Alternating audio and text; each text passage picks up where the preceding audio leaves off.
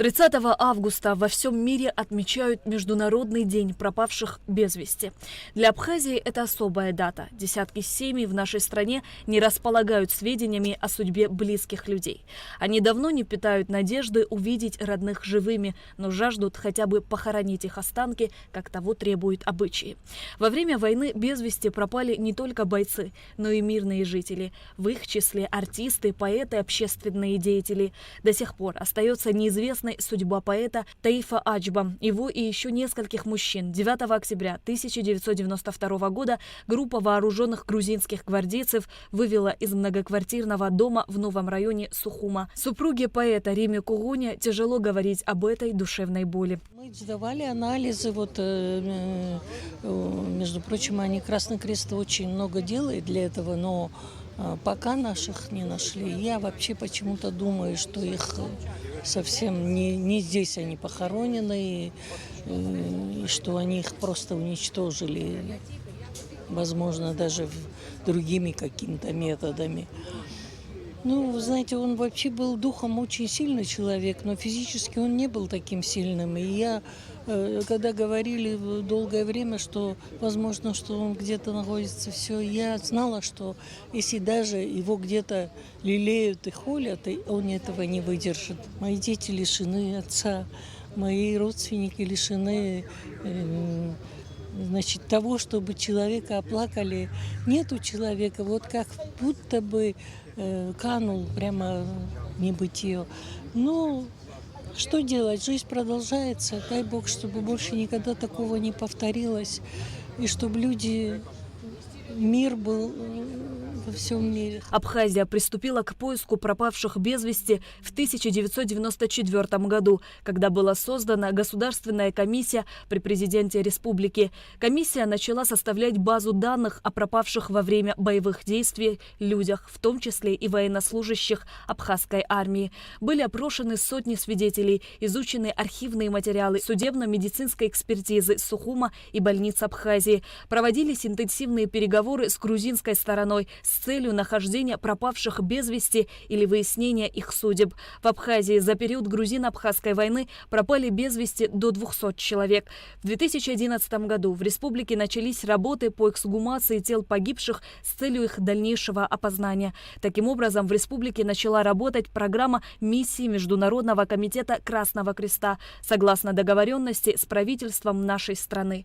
Уже в декабре 2013 года были названы имена первых 7 опознанных бойцов, эксгумированных в Парке Славы. По статистике около 200 числится пропавших без вести, но ищут 175. Мы должны быть благодарны Международному Красному Кресту, который вот уже на протяжении этих послевоенных лет занимается этой проблематикой. Но поиск пропавших без вести у нас начался интенсивно с 2010 года. Неоценима роль движения матерей Абхазии за мир и социальную справедливость в поисках без вести пропавших.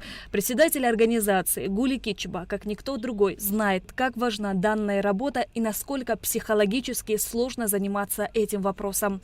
Она отметила, что потерявшие в войне своих близких не теряют надежды узнать об их судьбе. Этот вопрос ставили перед каждым президентом, перед каждым руководством страны. И слава Богу, что мы нашли понимание. Это нелегко было, потому что это с противной стороной надо было договариваться. Очень много без вести пропавших грузинских бойцов здесь у нас на нашей земле. Они должны быть отправлены на свою историческую родину. А единственный вопрос мы ставили всегда, и руководство страны в том числе, чтобы поиск пропавших начался именно с Парка Славы.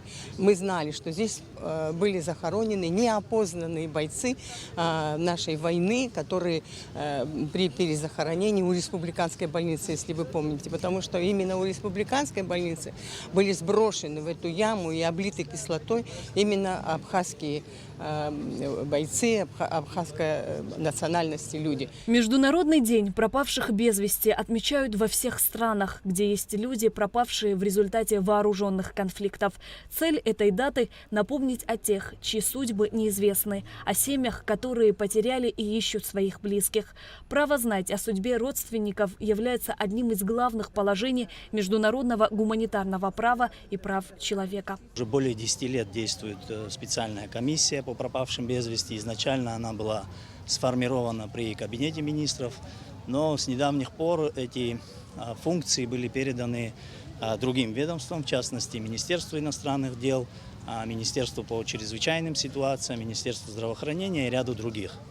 Я хочу отметить особую роль, которую играет Международный комитет Красного Креста в работе по поиску и идентификации пропавших без вести. Я хочу, пользуясь случаем, поблагодарить представителей Международного комитета Красного Креста за ту большую помощь и поддержку, которую они оказывают нашей республике. Благодаря проделанной работе за прошедшие 10 лет останки 44 бойцов были идентифицированы и переданы семьям. В списках еще более 100 человек. Работа по поиску пропавших без вести будет продолжаться. Обучены молодые специалисты, молодые люди, которых Красный Крест обучил вот этой идентификации, заниматься, значит, вот поиском пропавших без вести.